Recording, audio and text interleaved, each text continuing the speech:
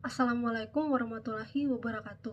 Shalom, Om Swastiastu, Namo Buddhaya, dan salam kebajikan bagi kita semua. Perkenalkan, saya Aurelia Jennifer Gunawan dengan NIM 135248089, dan saya akan mengkaji masalah kebocoran data di Pusat Data Nasional yang terjadi pada tahun 2024.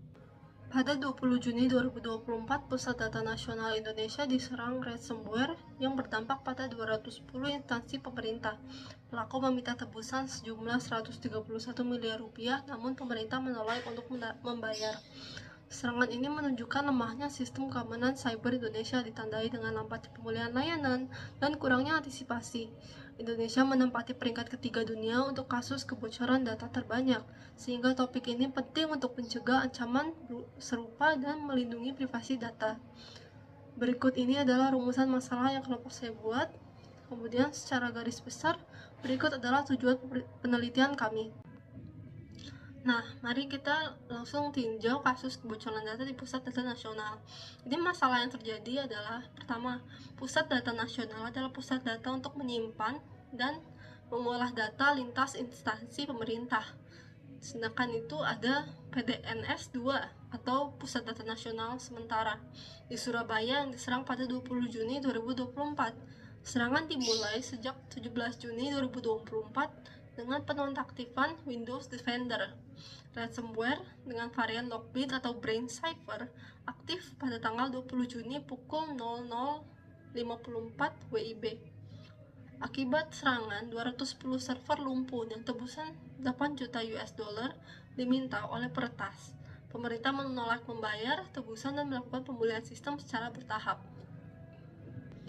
Penyebab dari insiden ini adalah yang pertama, kelemahan sistem dan infrastruktur, kemudian kedua, kurangnya kesiapan sumber daya manusia, kemudian tata kelola dan regulasi yang lemah, dan dugaan korupsi proyek Pusat Data Nasional. Akibat dari insiden ini adalah yang pertama, gangguan layanan publik, pelanggaran privasi dan ancaman identitas, penurunan kepercayaan publik, kerugian finansial dan kelembagaan, dan hambatan pemenuhan hak warga negara. Kemudian mari kita tinjau kondisi keamanan PDN. Jadi yang pertama, kondisi sistem keamanan sebelum dan saat terjadi kebocoran data adalah, pertama, perangkat lunaknya usang dan konfigurasi lemah. Sistem pemerintahan termasuk PDN masih menggunakan software yang ketinggalan zaman, tanpa pembaruan rutin, tidak ada pemantauan dan audit sistem yang dilakukan secara berkala, dan proteksi utama hanya menggunakan Windows Defender. Windows Defender adalah antivirus bawaan Windows yang dirancang untuk perlindungan dasar, bukan sistem skala nasional. Kemudian penggunaan kata sandi yang lemah. Kemudian tidak ada firewall, segmentasi, dan sistem deteksi respons. Jadi PDN tidak memiliki firewall yang efektif, segmentasi jaringan, maupun sistem IDS atau IRS. Kondisi ini menjadi celah keamanan yang sangat mudah dieksploitasi oleh peretas. Baik, selanjutnya untuk kondisi sistem keamanan setelah terjadi kebocoran data adalah dia dilakukan pemulihan oleh Telkom Indonesia, di mana tahap yang pertama adalah tenan yang memiliki cadangan data dibantu pemulihannya melalui PDNS1 yang berlokasi di Serpong dan Cold Storage yang berlokasi di Kepulauan Riau. Kemudian tahap kedua yaitu tenan yang tidak memiliki cadangan data dibuatkan environment baru dengan asistensi keamanan dari BSSN. Sedangkan untuk tindakan awal pemerintah adalah Kominfo dan BSSN segera melakukan investigasi, klarifikasi, dan pemulihan layanan. Kemudian setelah itu juga dilakukan penguatan sistem dan sumber daya manusia. Dan insiden lanjutannya adalah pada 20 Juli, PDNS 2 kembali mengalami gangguan layanan. Diketahui terjadi serangan ransomware lanjutan bernama Brain Cipher yang merupakan varian baru dari Lockbit 3.0. Kemudian mari kita evaluasi infrastruktur dan protokol keamanan PDN sesuai standar keamanan informasi yang berlaku. Yang pertama, sesuai dengan infrastruktur dengan ISO 27001. Berdasarkan prinsip kerahasiaan, tidak semua akun menggunakan multi-factor authentication, dan akses terhadap informasi tidak sepenuhnya dibatasi hanya untuk pihak berwenang, sehingga mengganggu perlindungan terhadap informasi sensitif. Kemudian berdasarkan prinsip integritas, minimnya pelaksanaan audit keamanan secara rutin. Kemudian jarang juga dilakukan pengujian kerentanan dan penetrasi sistem. Hal ini menyebabkan potensi manipulasi atau perubahan data tanpa otorisasi. Kemudian berdasarkan prinsip ketersediaan, sistem backup belum optimal, tidak dilengkapi dengan enkripsi dan pemisahan yang aman, dan juga tidak ada disaster recovery plan yang teruji secara berkala. Hal ini mengurangi kemampuan sistem untuk tetap menyediakan data saat dibutuhkan. Kemudian berdasarkan NIST Cybersecurity Framework, yang pertama adalah identifikasi, tidak ada audit dan pemantauan sistem yang dilakukan secara rutin, dan titik-titik rawan dalam infrastruktur belum diidentifikasi dengan baik, sehingga kemampuan mengenali aset dan risiko keamanan masih lemah. Kemudian, untuk perlindungan, banyak data belum diamankan dengan enkripsi yang memadai. Tidak semua akun dilindungi dengan multi-factor authentication dan sistem belum mampu melindungi informasi secara efektif. Kemudian, pendeteksian, tidak tersedia firewall internal dan sistem IDS atau IPS. Tidak ada sistem monitoring ancaman secara real-time, sehingga aktivitas mencurigakan dalam sistem tidak dapat terdeteksi dini. Kemudian adalah respons. Tidak tersedia prosedur pemulihan bencana yang teruji. Penanganan insiden tidak tertata dan tidak siap dijalankan, sehingga respons terhadap insiden lambat dan tidak terkoordinasi.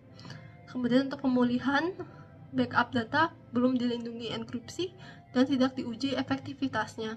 Tidak ada skenario pemulihan yang disimulasikan secara berkala, sehingga proses pemulihan sistem tidak dapat dijamin keberhasilannya. Kemudian berdasarkan syscontrol, PDN ini melanggar 3 syscontrol, yaitu syscontrol 6, syscontrol 4, dan syscontrol 11. Untuk syscontrol 6 yaitu pengelolaan hak akses atau access control management, banyak akun pengguna memiliki hak istimewa atau privilege yang berlebihan. Tidak ada prosedur ketat untuk pemberian, pengelolaan, atau pencabutan akses, sehingga berpotensi disalahgunakan oleh pihak internal ataupun eksternal. Kemudian syscontrol 4, pengelolaan, kerentanan, dan pembaruan sistem, perangkat lunak dan sistem operasi yang digunakan sudah usang. Pembaruan keamanan atau patching tidak dilakukan secara rutin dan terjadwal, sehingga meningkatkan risiko eksploitasi terhadap celah keamanan yang sudah diketahui.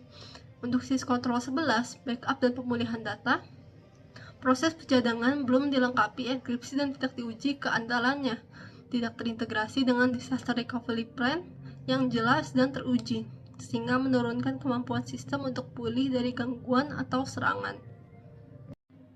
Oleh karena itu, kita dapat mengidentifikasi 9 kelemahan dalam implementasi teknis sistem keamanan PDN.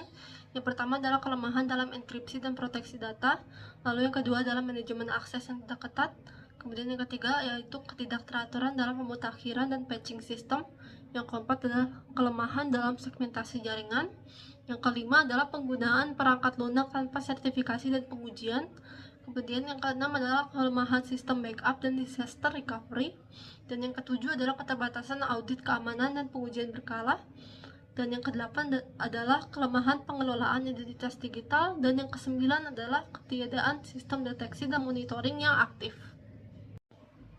Oleh karena itu, kelompok kami merekomendasikan beberapa rekomendasi teknis untuk meningkatkan kualitas dan ketahanan sistem keamanan PDN. Yang pertama adalah penerapan enkripsi menyeluruh dan manajemen kunci yang aman. Dapat digunakan enkripsi kuat seperti TLS 1.2+ dan AES 256. Selain itu, kunci enkripsi juga dapat dikelola secara aman dengan perangkat seperti Hardware Security Module atau Key Management Service. Yang kedua adalah penguatan manajemen akses berbasis prinsip less privilege, yaitu dengan membatasi hak akses pengguna sesuai kebutuhan minimal dan terapkan RBAC serta MFA. Yang ketiga adalah implementasi sistem monitoring dan deteksi ancaman real-time. Yang keempat adalah penjadwalan pemutakhiran sistem dan patch management otomatis. Uji patch dapat dilakukan terlebih dahulu di lingkungan staging agar tidak mengganggu sistem produksi. Kemudian yang kelima adalah penerapan segmentasi jaringan dan kontrol lateral movement.